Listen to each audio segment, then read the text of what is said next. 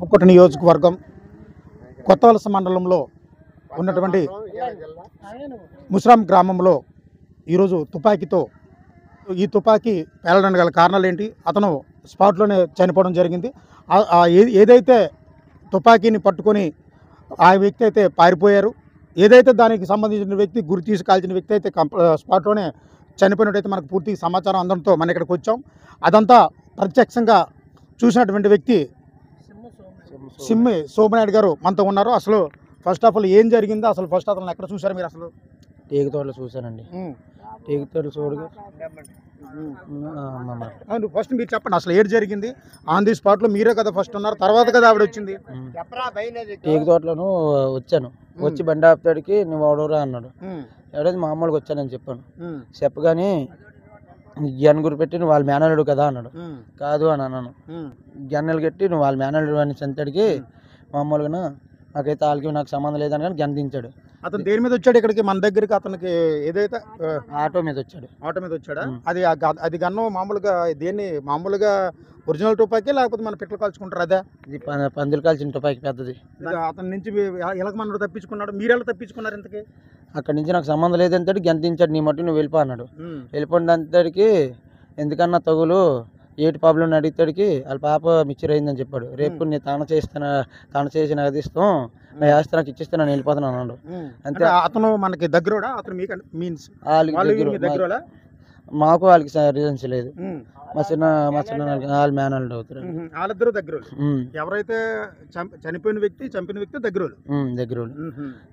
అయితే అక్కడ నుంచి వచ్చిన తర్వాత సెంచేటి గడికి వచ్చాను. నేను సెంచేటి గడికి వచ్చానిచ్చి నాన్న వచ్చి ఇక్కడికి వచ్చి ఎందుకు అలాగా అవుతారు అని అన్నాడు. అంతే. ఇతను ఏదైతే చనిపోయిన వ్యక్తి నోట్లో నోట్లో ఉంది. అక్కడ అంత దూరం నుంచి అక్కడ నుంచి కాల్చి నాన్న పడిపోయింది. అమ్మ కాల్చాడు. ఎగ్జాక్ట్ గా ఎక్కడ కాల్చాడు? ఛాతి మీద కాల్చాడు.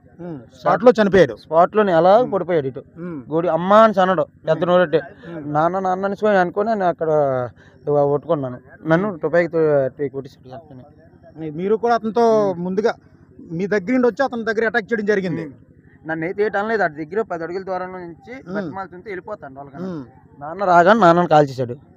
నాన్నను కాల్చి కానీ నాన్న పడిపోగానే అది వెనకాల అంటాడు నన్ను కొట్టుకుందామని. అతని పేరు ఏం పేరు? అతని పేరు అప్పారవాట. నాకు ఇప్పుడు తెలిసింది. అతని పేరు సింబలమ్మ. వాళ్ళు కూడా సింబలనా? మీరు అతనికి చనిపోయిన సింహ అప్పారావు గారికి మీరు భార్య అవుతారమ్మా? చెప్పండి, మీరు చెప్పండి. నేను వెళ్ళి అక్కడ గడ్డి కోసుకుంటానండి. అలా సైట్లోని గడ్డి కోసుకుంటాను. ఇలాగ వచ్చినాడు అటు నన్ను చూడలేదు.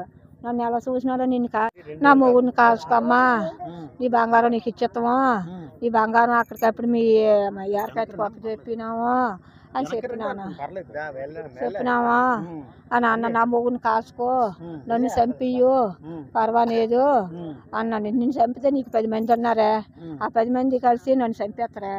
అయితే అతను మన ఏదైతే మీ భర్త ఉన్నాడో అప్పారావు గారిని అతను కావాలని చంపాడు. కావాలని కలిసి నీ మొగుడిని ఎప్పుడు కానీ చంపేస్తాను. ఇప్పుడు నీ మొగుడు ఎక్కడుండో అని ఎలా పారొచ్చినాడు. ఒరే నా మొగుడిని చంపకురా నాయన, నన్ను చంపిరా, నేను ఇక్కడ ఉన్నాను అని చెప్పినాను. మా ఆయన అక్కడ గేదెలు కాసుకొని నా ఈ కేకులు ఎత్తుంటే దాన్ని నన్ను అక్కడ చంపేస్తాడు ఏమని అలా పారొచ్చినాడట. పారొచ్చి ఇక్కడ వచ్చి నిలబడి. దీని మీద ఏమైనా మీరు పోలీసులకు సమాచారం అందించారా? పోలీసులకి తెలియజేశారా? వచ్చారండి, పోలీసులు వచ్చినారు, ఫోటోలు తీసుకుంటారు. అంటే ఇంతకు ముందు వాళ్ళకి మీకు ఏమైనా వ్యక్తిగత తగాదాలు ఏమన్నాయా? పగలైనవండి. వాళ్ళు మా ఇప్పుడు కొట్టుకోనేది తిట్టుకోనేది అలా పగలనేవు, ఏ పగలనేవు. మరి ఎందుకు నిన్ను చంపేస్తాను అన్న మాట అతనికి? బంగారము ఆ పిల్లలు అంతకుముందు పిల్లని చంపేశాడండి. మా సొంత మా మేనగారులే ఆడబొట్టు కూతుర్ని నోట్లు కొట్టేట్టు చంపేశాడు. 2 ఆడపిల్లలు. అతను దేవురమ్మా? పాతాల్సా. 2 ఆడపిల్లలు అయితే అనకాపల్లి జిల్లా. అనకాపల్లి జిల్లా కోటపాడు మండలం. అప్పుడంటే ఆ బంగారం ఆ పిల్లలు పిల్లని చంపిండని మా ఆయన చేసినాడు. 2 తులాలు నెక్లెస్ తెచ్చాడు. ఆ ఊరు పెద్ద మనుషుల్ని ప్రెసిడెంట్ని ఎట్టి ఆ నెక్లెస్ తెచ్చి బ్యాంకులో పెట్టేశాడు. మా ఇంట్లో ఉంటే పోతుంది చేస్తుందని బ్యాంకులో పెట్టేశాడు ఆ వస్తువులు. ఎట్టేసిన తర్వాత ఇప్పుడు ఆ పిల్లలు అంటే పెద్ద పిల్లలు అయిందట. అని ఆ బంగారం ఎత్తారా అంటే ఒరే మీ ఊరు పెద్ద మనుషులు తీసుకోండిరా ఇచ్చేస్తాము, అలా పెద్ద మనుషులు వాళ్ళు ఎట్టిగా నన్ను తెచ్చినాను, మాము ఇచ్చేస్తాం, మీ ఊరు పేషెంట్ తీసుకొని రారా ఇచ్చేస్తాం అని చెప్పినాము. ఆ వ్యక్తిని ఇప్పుడు మీరు పోల్చగలరమ్మా? మీకు తెలిసిన ఉంది తెలదండి, ఉన్నది మా పాప ఉన్నది. మా పాపతో మాట్లాడినాడు, ఒరే ఓలో నీ నీ తండ్రిని చంపేస్తున్నాయి ఇప్పుడు అని బొద్దాంకి ఫోన్ చేసినాడు మొత్తం మీద మా పాపకి. మీ నాన్న మీ అమ్మని చంపేస్తా అన్న కళ్ళంకాడని ఫోన్ చేసినాడు. మా పాప ఇప్పుడు వచ్చి చెప్తా ఉందా, అప్పుడు నాన్న నువ్వు కళ్ళలోకి వెళ్ళకరా, నువ్వు ఆ టుపాయి కొట్టుకొని వచ్చినాడు, ఆమె దగ్గర ఉన్నాడట, చంపినానికి వచ్చినాడు, నువ్వు వెళ్ళకు ఊళ్ళోకి ఎక్కడికి వెళ్ళిపోరా నాన్న అంటే. ఆడింది చంపేస్తాడమ్మా, ఇంది దీన్ని చంపేస్తాడు. ఆడు వస్తే మనం తినేస్తాం ఏంటి, మన కొడుకు తినేస్తామా, ఆడపిల్లల గురించే కదా మనం ఇన్ని బాధలు పడతాము అని అన్నాడు. ఇందుకు చంపేస్తాడని తరకాంచి ఆ గొడ్లల్లో చెరులో నొగ్గిస్తే వీళ్ళకి ఇక్కడికి వచ్చినాడు అట. నన్ను నేను అల్లి అక్కడ గడ్డి కోసుకుంటాను, నన్ను చంపేస్తాడేమనే నన్ను భయం పడిపోయి ఆడు కాలు చేయి కొట్టుకొని బతిమేళ్ళాను. నన్ను చంపి నా మొగుడిని చంపకు అని బతిమేళ్ళాను. ఇప్పుడు కానీ నీ మొగుడు ఇప్పుడు రాని ఇప్పుడే చంపేస్తున్నాను అలా తిరిగి పారి వచ్చినాడు, ఇలా తోటలాలు పడి అలా నన్ను పిలిచి మా వెళ్ళి అలాగ వచ్చేసి ఆ గడ్డి మూట అల్లి అక్కడ పారినాను.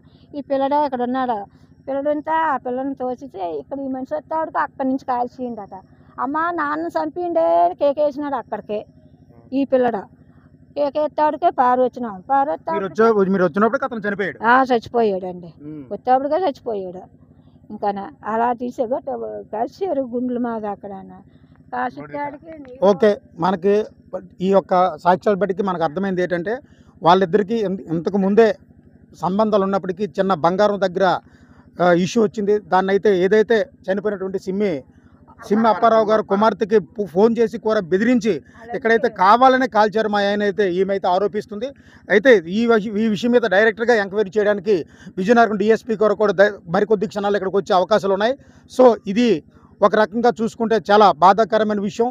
ఈ చుట్టుపక్కల ప్రాంతాల్లో ఎవరు కూడా నివసించే అవకాశాలు కూడా లేదు. ఇది గ్రామానికి చాలా సుమారు ఒక 2 కిలోమీటర్ల దూరంలో ఇది నివాసం ఉంటుంది. ఇక్కడికి అతను వచ్చి షూట్ చేయడం ఇలాంటి ఈ యొక్క చుట్టుపక్కల కూడా చాలా కలకలం రేపిందని మనం చెప్పుకోవచ్చు. Wow 2 studio.